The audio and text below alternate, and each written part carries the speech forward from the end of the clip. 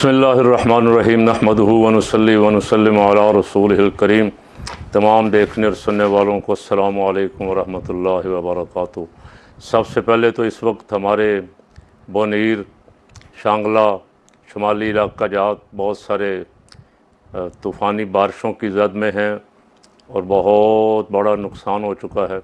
को 300-350 अफराद अब तक जाँ बहक हो चुके हैं। अल्लाह रब्बुल आलमीन उनकी मग़फ़िरत फ़रमाए और उनके लवाहिकीन को सब्र जमील अता फ़रमाए। ऐसी आफ़ात व बलियात आने की वजूहात बहुत सारी अहादीस मुबारका में मौजूद हैं, कुरान मुक़द्दस में भी मौजूद हैं। जब नाफरमानी बहुत बढ़ जाती है, जुल्म बढ़ जाता है, बादशाहों की नीयतें ख़राब हो जाती हैं, तो फिर इस तरह की ऐसी मुसीबतें और ऐसे मसले दरपेश होते हैं जिनका कोई वहम गुमान भी नहीं होता कि ऐसा हो सकता है।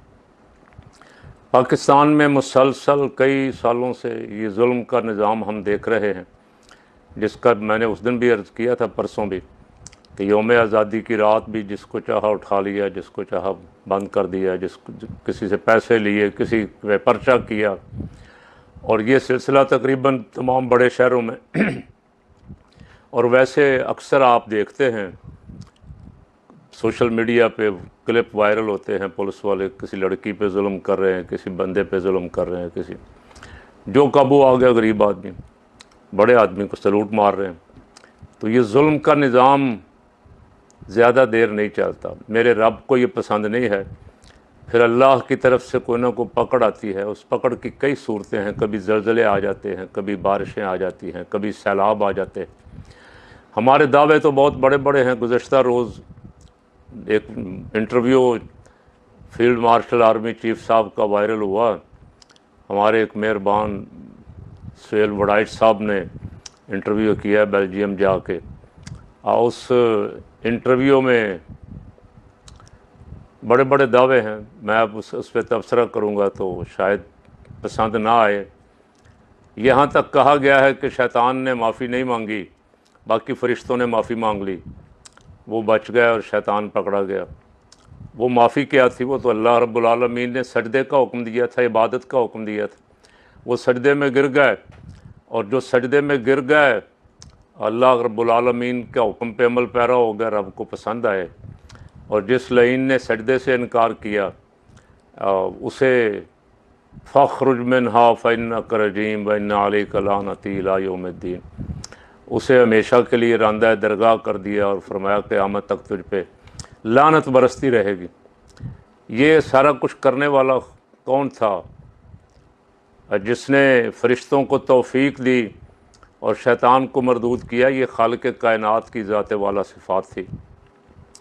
अब अगर कोई बंदा खुदा बनना चाहे कि जो मुझसे माफ़ी मांग ले वो बरी, जो मुझसे माफ़ी मांग ले वो फ़रिश्ता, जो मुझसे माफ़ी मांग ले वो नेक, और जो मुझसे माफ़ी ना मांगे वो शैतान, खुल्लम खुला शैतान कहा। और आप ख़ुद अपने आप को एक बड़ी सीट पे, अल्लाह ताला माफ़ फरमाए, अब बड़ी जगह पे अपने आप को फाइज करने की कोशिश की है। ये जनरल साहब, ये मेरे रब को पसंद नहीं है। अब बाकी सारी चीज़ों की माफ़ी हो जाती है, तकब्बुर की माफ़ी नहीं होती। वहाँ बड़े बड़े तकब्बुर करने वाले मारे गए हैं, जिनके वहम गुमान में भी नहीं था कि हमारी पकड़ आएगी, वो भी मारे गए। तो ये तकब्बुर, पता नहीं माफ़ी किसने मांगनी है, कि माफ़ी तो अल्लाह की ज़ात से मांगनी है, जिसने मांग। अल्लाह रब्बुल आलमीन माफ़ फरमाने वाला।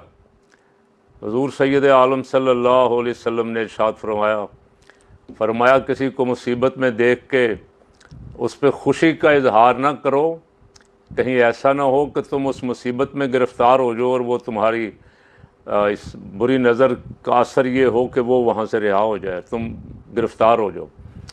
तो ये दावा जो है कि जो माफ़ी जिन्होंने मांग ली, हमने उनको पाक साफ़ कर दिया। कैसे पाक साफ़? जैसे फ़रिश्तों को कर दिया गया था। और जिन्होंने नहीं मांगी उनको हमने पकड़ लिया।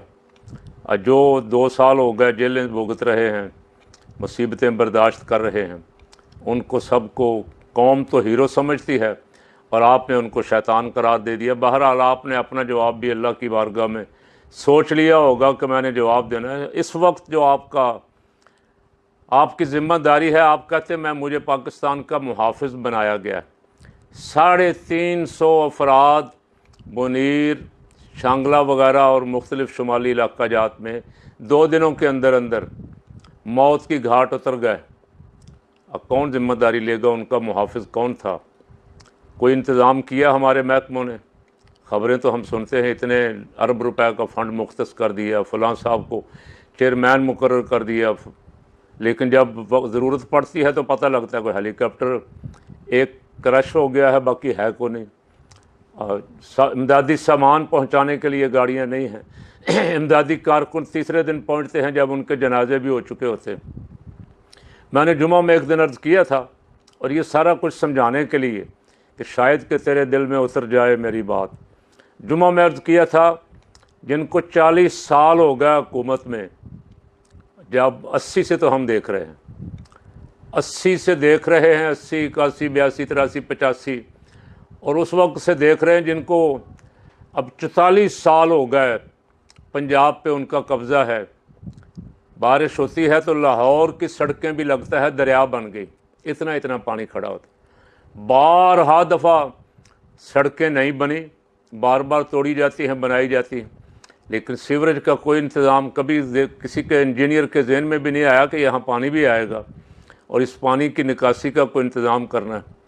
आप कभी महलों में आएँ, हमारे गरीबों के महलों में आएँ और आके देखें बिजली के खंभों के साथ तारें किस तरह लटक रही हैं, मीटर किस तरह लटक रहे हैं, और जब बारिश होती है गीले हो जाते हैं वो, तो उनके साथ किसी गरीब का मज़दूर का, गरीब का, किसी बच्चे का हाथ भी लग गया तो ज़ाहिर है वो सीधा मौत के मुंह में गया। कौन? कोई तो जिम्मेदारी लेना यार। आप तो कहते हैं, कोई कहता है मैं वज़ीर आज़म हूँ, कोई कहता है मैं सदर पाकिस्तान हूँ, तमगे बांटते हैं अपनों को, एजाज़ात देते हैं, ठेके देते हैं। कोई ज़िम्मेदारी भी लो ना कि ये 44 साल हो गए हमें पंजाब में हुकूमत करते हुए, हम ज़िम्मेदार हैं। 44 साल हो गए हमें खैबर पख्तूनख्वा में, या 20 साल हो गए या 15 साल हो गए, कौन ज़िम्मेदार है? अब कोई तो ज़िम्मेदारी लो। ज़िम्मेदारी लेने के लिए तैयार नहीं है। झूठी खबरें सुनाने के लिए रोज़ाना टीवी पे बहुत सारे टाउट बिठाए हुए हैं जो खुशखबरियाँ सुनाते हैं। बल्कि वज़ीर आज़म साहब ने जो 14 अगस्त को तकरीर की, उसमें भी उन्होंने हवा में परवाज़ की कि मईशत बहुत ऊपर जा रही है, स्टॉक मार्केट बहुत चढ़ गई है, पाकिस्तान बहुत आगे जा रहा है, महंगाई बहुत कम हो गई। चीनी 150 रुपये से 225 पे चली गई है, महंगाई बहुत कम हो गई। पेट्रोल 150 से 250 पे चला गया, महंगाई बहुत कम हो गई।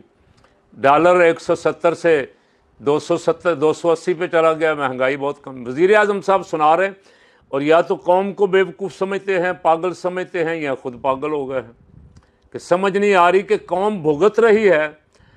हम जो तकरीर करेंगे क्या लोग इसे मानेंगे?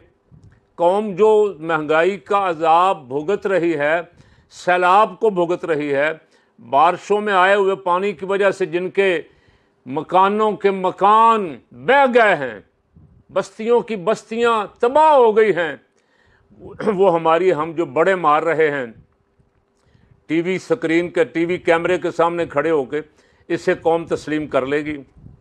कुछ खुदा का खौफ करो। अल्लाह रब्बुल आलमीन का इरशाद पाक है कुरान मुक़द्दस में, वलौ अन्ना अहलल क़ुरा आमनू वत्तक़ौ लफ़तहना अलैहिम बरकातिम मिनस समाई वल अर्द। अगर बस्ती वाले ईमान लाते और तकवा इख्तियार करते तो हम ज़मीनों आसमानों से उनके लिए बरकतों के दरवाज़े खोल देते।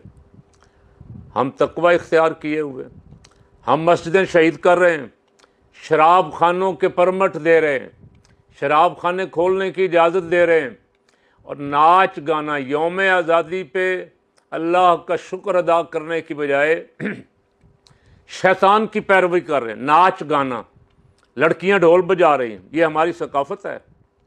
हमारी लड़कियां कभी ढोल बजाती थीं। इतना कुछ जब हो रहा है तो फिर आप अंदाज़ा लगा सकते हैं अल्लाह की रहमत नाजिल होगी, ज़मीनों आसमानों से बरकतें नाजिल होंगी।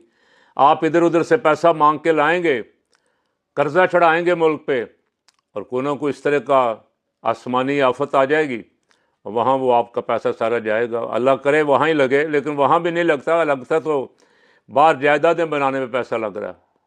तो ये इन चीज़ों से बचने का एक ही रास्ता है, अपने रब को राज़ी करो, उसकी नाफरमानी वाले काम छोड़ दो, जो हुक्म फरमाया उस पर अमल करो, जिन कामों से मना किया उनसे रुक जाओ।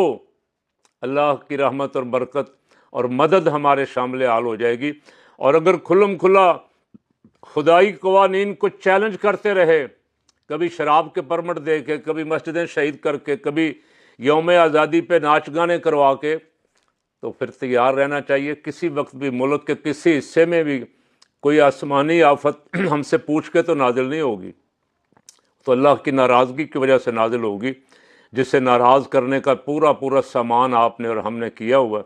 अल्लाह ताला हमें इससे सच्ची तौबा की तौफीक अता फरमाए और हमारे मुल्क की खैर फरमाए, हिफाजत फरमाए।